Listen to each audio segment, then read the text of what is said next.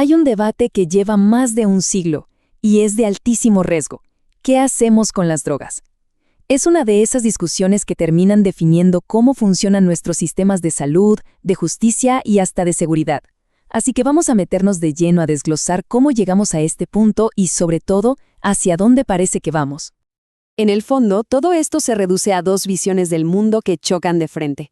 Por un lado está el modelo punitivo, que básicamente dice hay que erradicar las drogas a través del castigo. Y en la otra esquina, el modelo regulatorio, que propone algo totalmente distinto. Hay que controlar el mercado con reglas claras, quitándole el poder a quienes no deberían tenerlo, o sea, a las organizaciones criminales.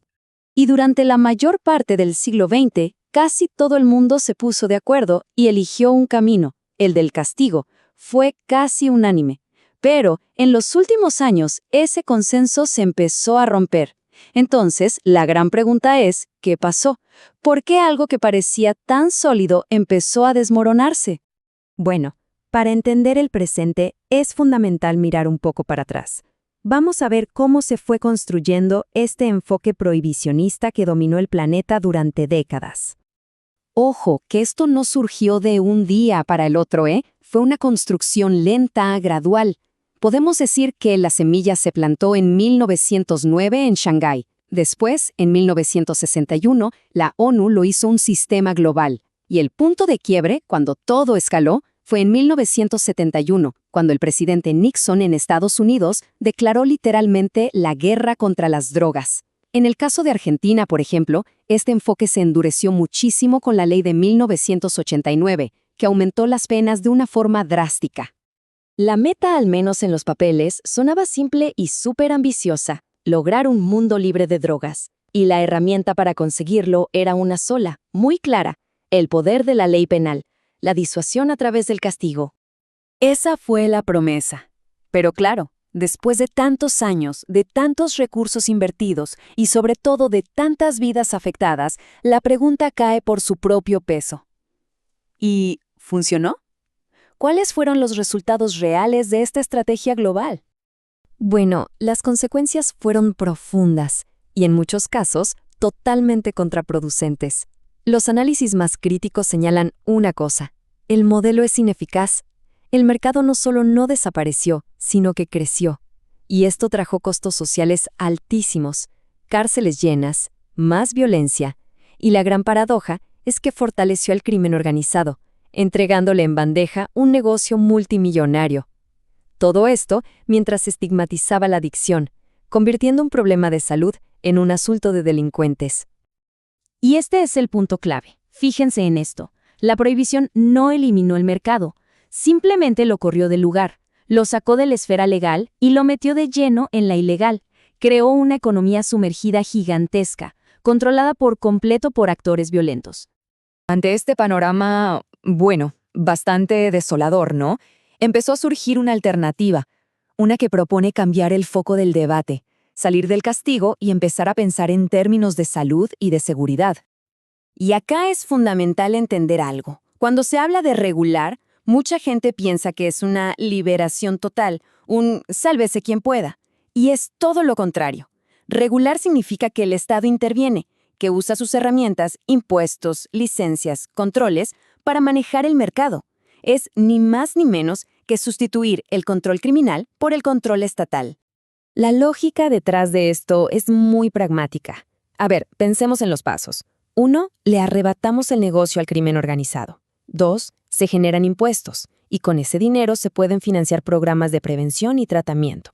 3. Se garantiza que los productos tengan un control de calidad, algo imposible en el mercado negro. Y 4. Se le quita una carga enorme al sistema de justicia que está saturado. Este cambio de la teoría a la práctica tuvo momentos clave que lo cambiaron todo. En 2012, los estados de Colorado y Washington en Estados Unidos dieron el primer paso. Y un año después, Uruguay se convirtió en el primer país del mundo en regular el mercado del cannabis. Ellos marcaron un antes y un después. Fueron los pioneros. Pero claro, cambiar un paradigma que lleva un siglo no es nada fácil. El camino hacia la regulación está lleno de obstáculos, y son bastante complejos. ¿Y cuáles son esos frenos? Bueno, Primero, los tratados internacionales, que obligan a los países a penalizar. Segundo, a los estados les falta capacidad y experiencia para crear de la nada un sistema regulatorio que funcione. Tercero, hay una resistencia social y política enorme, que es producto de décadas de escuchar un solo discurso. Y por último, un temor muy válido, el miedo a que grandes corporaciones se adueñen del mercado y promuevan el consumo sin control. Un ejemplo perfecto de esta complejidad es lo que pasa en Estados Unidos. Ahí, una persona puede comprar cannabis de forma totalmente legal bajo la ley de su estado, pero al mismo tiempo está violando la ley federal del país. Es una contradicción gigante que crea una inseguridad jurídica tremenda.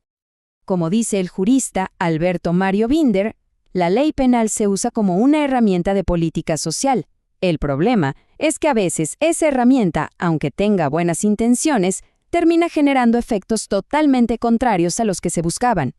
Entonces, ¿hacia dónde va todo esto? El cambio más profundo que estamos viendo es que se está empezando a abandonar el dogma, las ideas fijas, para empezar a basar las decisiones en la evidencia, en los resultados. Si lo vemos lado a lado, el contraste es total. La guerra contra las drogas busca la erradicación usando la ley penal y en la práctica le deja el control del mercado a los criminales. La gestión de riesgos, en cambio, busca reducir los daños usando la salud pública, y el control del mercado lo toma el Estado. Es un cambio de enfoque de 180 grados.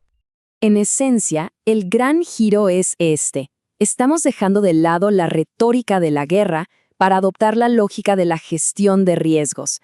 Ya no se trata de soñar con eliminar un fenómeno por completo, sino de manejarlo de la manera más inteligente y menos dañina para toda la sociedad.